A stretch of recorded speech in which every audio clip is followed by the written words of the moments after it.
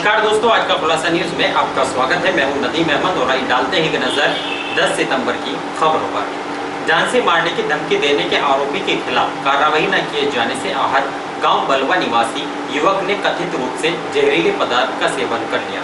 पीड़ित युवक को उपचार के लिए राजकीय चिकित्सालय में भर्ती कराया गया, जहाँ से उसको हायर सेंटर के लिए रेफर कर दिया गया। युवक का आरोप था कि उसकी भांजी को गांव के दो युवक की सह पर फोन पर परेशान किया जा रहा है। पीड़ित युवक का भाई शामली कोतवाली में ही होमगार्ड के पद पर तैनात है। वहीं पुलिस द्वारा युवक के घर से ही जहर खाकर आने की बात कही जा रही है। मामला चाहे कुछ भी हो, लेकिन एक बार फिर पुलिस की कार्यप्रणाली पर सवाल उठे। कोतवाली क्षेत्रीय गांव बलवा निवासी जीशान की बहन ननोता थाना क्षेत्र के गांव माधोपुर में रहती है। बताया जाता है कि जीशान की भांजी का पिछले कुछ दिनों से अज्ञात नंबरों से फोन पर आना जाना होने से परेशान किया जा रहा था, जिसकी जानकारी भांजी ने अपने मामा को दी। तो जीशान ने अपने प्रयासों से फोन नंबर की आईडी से पता लगाया कि गांव माधोपुर का सलीम फोन पर परेशान कर रहा है, जिससे उसके गांव बलवा के ही आरिफ व गालिब उसको सह दे रहे हैं। जीशान ने इसकी शिकायत आरिफ व गालिब से की तो दोनों ने उसको जान से मारने की धमकी दी। 3 दिन पूर्व जीशान ने कोतवाली पुलिस को शिकायत करते हुए कार्रवाई की मांग की, जिस पर पुलिस ने आरिफ को पूछताछ के लिए हिरासत में लिया और गांव माधोपुर निवासी सलीम को भी जीशान अपने परिजनों के साथ शामली ले आया और कोतवाली पुलिस के सुपुर्द कर दिया गया। गुरुवार को जीशान कार्रवाई के संबंध में मालूमात करने के लिए कोतवाली पहुंचा तो कथित आरोपी सलीम को मौके से नदारद पाकर मायूस हो गया, जिस पर उसने जहरीले पदार्थ का सेवन कर लिया, जिससे पुलिस में हड़कंप मच गया।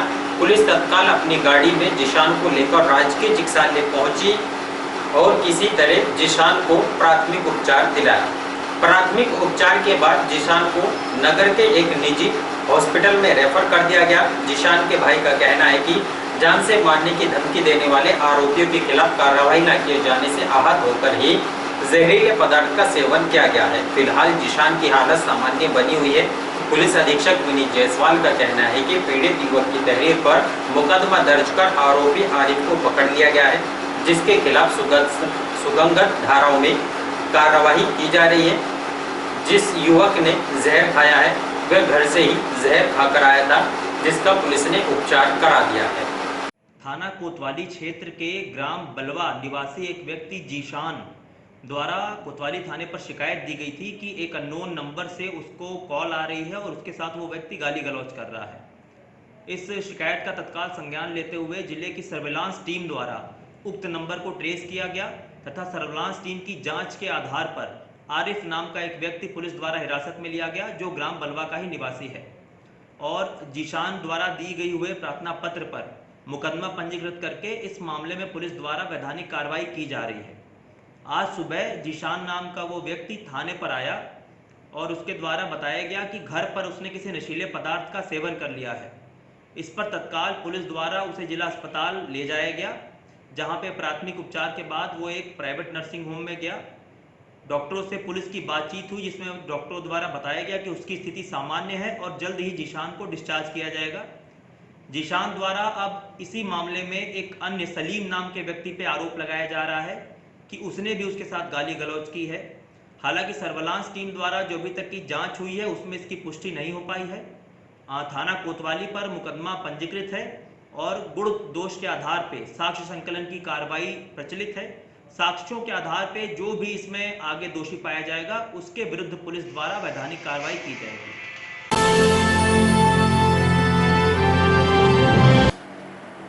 मामूली बात को लेकर हुई कहासुनी के मामले में कोतवाली में तैनात दरोगा ने बेरहमी से एक युवक की पिटाई कर दी। परिजनों ने दरोगा पर रिश्वत मांगने का आरोप भी लगाया है। एसडीपीआई जिलाध्यक्ष ने पीड़ित से मिलकर उसका दर्द जाना और आलाधिकारियों से मामले में जांच कराकर कार्रवाई की मांग की है। आज जो हम आपको बताने जा रहे हैं वो पुलिस पर जनता का टूटता विश्वास है। पुलिस को रिश्वत न देना आम आदमी के लिए ऐसा सबक बन सकता है वो आपने केवल फिल्मों में ही देखा होगा, लेकिन रियल लाइफ में हम आपको दिखाने जा रहे हैं। 2 परिवारों में किसी बात को लेकर आपस में झगड़ा हो गया था, जिसमें आरोप है कि दूसरे पक्ष ने पुलिस के साथ मिलकर इनाम नामक व्यक्ति के साथ बेरहमी से मारपीट करवा दी। पुलिस की मार से पीड़ित तड़पता रहा, लेकिन दरोगा पीड़ित को बेरहमी से पीटता रहा। आरोप है कि पैसे लेकर फैसला कराने का दरोगा द्वारा दबाव भी बनाया गया। पुलिस को रिश्वत न देने पर यह अंजाम भुगतना पड़ेगा। पीड़ित ने तो क्या, किसी ने भी नहीं सोचा होगा। जनपद शामली का पुलिस की बेरहमी का कोई पहला मामला नहीं है। शामली क्षेत्र के काफी मामले ऐसे ही हैं, चाहे वह टपराना में पुलिस की बर्बरता हो या खुरगान व गोगमान में भी औरतों के साथ मारपीट के मामले। पुलिस का आम नागरिकों के प्रति दुर्व्यवहार दिन प्रतिदिन बढ़ता जा रहा है। इस मामले में एसडीपीआई के जिलाध्यक्ष ने पीड़ित के परिजनों से मिलकर कड़े शब्दों में घटना की निंदा की है और ऐसे लोगों के खिलाफ कड़ी कार्रवाई करने की मांग की है। उन्होंने कहा कि पुलिस को संविधान के दायरे में रहकर काम करना चाहिए ताकि जनता का सपोर्ट मिलता रहे और आवाम में पुलिस का विश्वास भी बना रहे। दहिया दरोगा है, शामली का दहिया दरोगा 20,000 रुपए रिश्वत के लेके रहा था। झगड़ा था मामूली सी बात पे, 2.5 घंटे बिठा चीखे सुन के। विपक्ष ने जो है 2.5 घंटे तक बताया। विपक्ष बोले आवाज सुनवाओ जी चीखों की। दहिया दरोगा जी देखो जो लुंडे के हाल कर रखा। इस दहिया दरोगा ने जुल्म कर रखा पूरा शामली में। इसे भाई पूछवा वीडियो को लखनऊ तक ज्यादा से ज्यादा शेयर करियो भाई उससे। इसकी हड्डी टूट रही, 6 घंटे तड़प रहा है उसे। रीढ़ की हड्डी में भी तरह देश की। दहिया दरोगा है, दहिया दरोगा।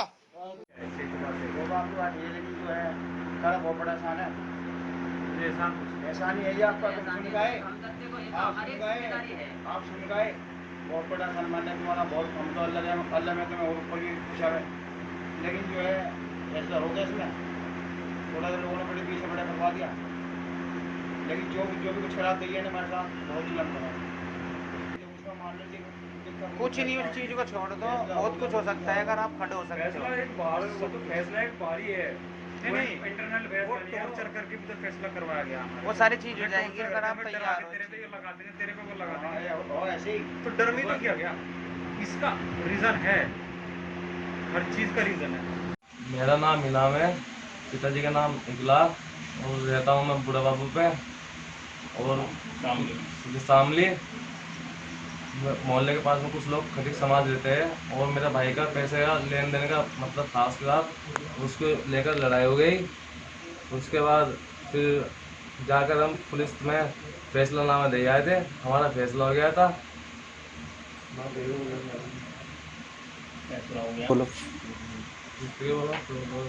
उसमें छोटा भाई का पैसों का लेन देने का मामला था और खटीक समाज के लोगों से। उसमें फिर लोगों ने बैठ कर बड़े छोटों ने हमारा फैसला करा दिया और फिर हम फैसला होने के बाद हम थाने में दे आए थे। और हमारा पुलिस से कोई मतलब नहीं है और नहीं हम पुलिस ने हमें कुछ किया है और नहीं हम दहेजी को जानते हैं। हमने दहेजी की शिकल भी नहीं देखी कौन दहेजी है और हमको ना हमारा कोई पुलिस से कोई मतलब है, ना पुलिस से हमें कोई लेना देना है और नहीं पुलिस ने हमें तंग करा, नहीं पुलिस ने हमें उठाया। और उसके बाद पत्रकार आए और पत्रकार ने वीडियो बनाई। हम पत्रकार को जानते भी नहीं थे, उन्होंने वीडियो बनाई। वीडियो बनाकर बार बार दहेजी का नाम लिया था। हम दहेजी को जानते भी, दहेजी कौन है हमने दहेजी को देखा भी नहीं है और कभी देखा भी नहीं हमने। तो जब कभी देखा भी नहीं, न तो हमारे यहाँ आए ना हमारे यहाँ कुछ उन्होंने कुछ कहा और वीडियो बना के वायरल कर दिए। इस बारे में हम कुछ नहीं चाहते और न हमें किसी से कोई मतलब है, न पुलिस से हमें कोई लेना देना, न पुलिस से हमें कोई मतलब। इसमें हम कोई कार्रवाई नहीं चाहते, नहीं करते।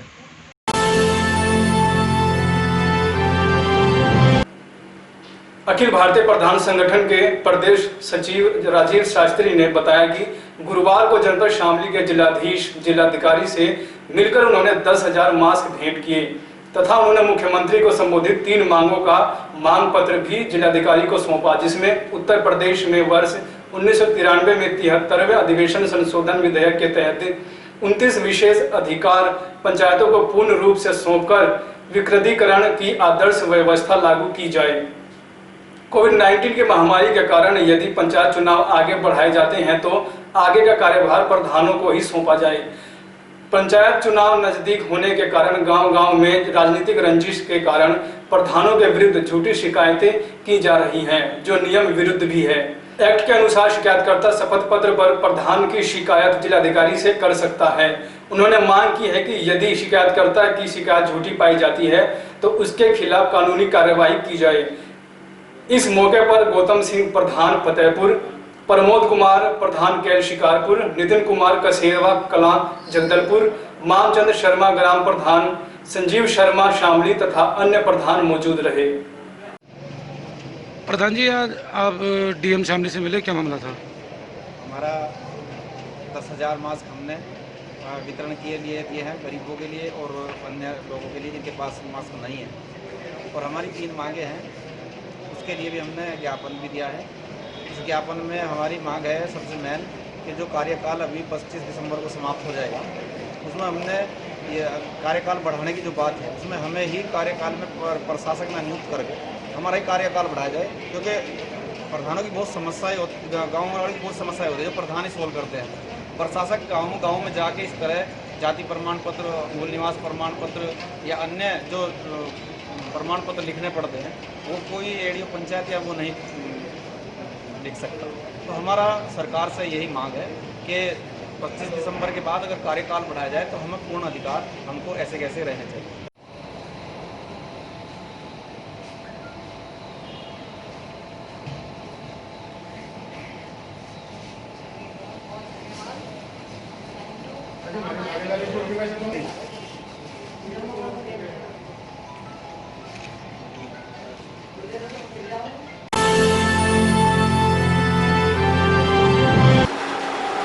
नगर के मोहल्ला माता मंदिर निवासी भाजपा नेता व उसके परिजनों के बीच कहासुनी के बाद कोतवाली में बुलाए गए दोनों पक्षों में पुलिस के आमने सामने आने से जमकर मारपीट हुई, जिसमें कोतवाली में अफरा तफरी मच गई।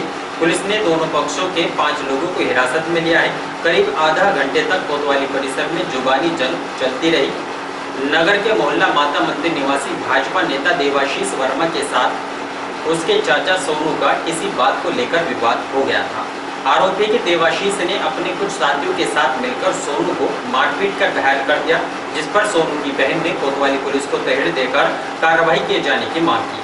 गुरुवार को दोनों पक्षों के दर्जनों लोग कोतवाली पहुंचे, जिसमें बातचीत के दौरान पुलिस के सामने ही गाली गलौज शुरू कर दी गई और देखते ही देखते मारपीट में बदल गई। दोनों पक्षों द्वारा पुलिस के सामने ही एक दूसरे पर लात मुक्कुक से बरसात की गई और औरतों ने चिल्लाना शुरू कर दिया, जिससे कोतवाली में अफरा तफरी का माहौल बन गया। पुलिसकर्मियों ने भाग दौड़कर दोनों पक्षों के अलग अलग कराया और जिसके बाद जुबानी जंग लगातार जारी रही। तो पुलिस ने दोनों पक्षों के देवाशीष वर्मा, उसके पिता विनोद वर्मा, सुदेश वर्मा निवासीगण माता मंदिर, राजन व साजन निवासीगण लुधियाना पंजाब को हिरासत में लिया। पुलिस का कहना है कि दोनों पक्षों के खिलाफ विधिक कार्रवाई की जा रही है। थाना आदर्श मंडी क्षेत्र के विवेक विहार में सड़क पर कुत्ता घुमाने को लेकर 2 पक्षों में विवाद हो गया। आरोपी की एक युवक द्वारा फायरिंग भी की गई। पुलिस ने मुकदमा लिखकर कार्रवाई शुरू कर दी है। नगर के मोहल्ला विवेक विहार निवासी पवन, जो कि प्रॉपर्टी डीलर का काम करता है, उसका पुत्र अपने कुत्ते को लेकर सड़क पर घूम रहा था, तो तभी पास में ही रहने वाले संजीव ने बच्चों को काट लेने का भय जताते हुए कुत्ते को सड़क पर न घुमाने का आग्रह किया, जिस पर दोनों पक्षों में कहासुनी हो गई, लेकिन बीच बचाव करा दिया गया। आरोपी की गुरुवार सवेरे पवन अपने दर्जनों साथियों के साथ संजीव के मकान पर पहुंचा और गाली गलौज करते हुए मारपीट शुरू कर दी। आरोपी की किसी युवक द्वारा दहशत फैलाए जाने की नियत से हवाई फायरिंग भी की, जिससे मोहल्ले में भगदड़ मच गई। सूचना पाकर आदर्श मंडी पुलिस मौके पर पहुंची, लेकिन तब तक मारपीट करने वाले युवक मौके से फरार हो चुके थे। पुलिस ने संजीव की तहरीर पर नामजद मुकदमा लिखकर कार्रवाई शुरू कर दी है। कांदला पुलिस ने सोशल मीडिया पर अवैध हथियार के साथ फोटो वायरल करने वाले युवकों को गिरफ्तार कर उसके पास से एक अवैध पौनिया 12 बोर बरामद किया है। गुरुवार को कांदला पुलिस ने सोशल मीडिया पर अवैध हथियार के साथ फोटो वायरल करने वाले युवक को गिरफ्तार कर लिया। पुलिस द्वारा चेकिंग के दौरान किवाना मार्ग से एक अभियुक्त को एक अवैध पौनिया 12 बोर सहित गिरफ्तार करने में महत्वपूर्ण सफलता प्राप्त की है। पकड़े गए आरोपी ने अपना नाम शेर खान पुत्र लतीफ निवासी ग्राम गुज्जरपुर थाना कांदला बताया। पुलिस ने आरोपी को जेल भेज दिया है। कैराना कोतवाली में टॉप 10 अपराधी हिस्ट्री सीटर जावेद व वासिल अपनी जमानत निरस्त कर जेल पहुंच गए हैं। कोतवाली प्रभारी प्रेमवीर राणा ने बताया कि जावेद पुत्र जमील निवासी ग्राम खुरगान थाना कैराना का टॉप 10 अपराधी एवं हिस्ट्री सीटर में नाम है, जिसको थाना कैराना पुलिस द्वारा पिछले दिनों अवैध असला के साथ गिरफ्तार कर जेल भेजा गया था, जिसमें जावेद जमानत पर बाहर था। उन्होंने बताया कि गत 8 अगस्त को जावेद उपरोक्त दोबारा लूट के पुराने मुकदमे में अपनी जमानत निरस्त कराते हुए दोबारा जेल चला गया। इसके अलावा वासिल पुत्र शौकत निवासी मंडावर कोतवाली कैराना का प्रचलित हिस्ट्री सीटर है, जो थाना कैराना का टॉप 10 अपराधी है। उक्त हिस्ट्री सीटर थाना झिंझाना से वर्ष 2016 की लूट के एक मामले में 9 सितंबर को अपनी जमानत निरस्त कर बाहर आया था, जो दोबारा से जेल चला गया है। थाना भवन पुलिस द्वारा एक युवक को गिरफ्तार कर उसके कब्जे से अवैध तमंचा में जिंदा कारतूस के साथ गिरफ्तार किया गया है। थाना भवन पुलिस ने पुलिस अधीक्षक विनीत जायसवाल के आदेश पर चलाए गए चेकिंग संदिग्ध व्यक्ति वाहन अभियान के क्रम में सूचना के आधार पर ख्यावड़ी नहर पुल से एक युवक को गिरफ्तार कर उसके पास से एक अवैध तमंचा में 2 जिंदा कारतूस 12 बोर बरामद किए। पकड़े गए आरोपी के ने अपना नाम बताया है कि राहुल पुत्र सफल निवासी ग्राम किशोरपुर थाना भवन है। पुलिस ने आरोपी को जेल भेज दिया है। और इन्हीं खबरों के साथ समाचार बुलेटिन यही समाप्त है। दीजिए इजाजत, नमस्कार।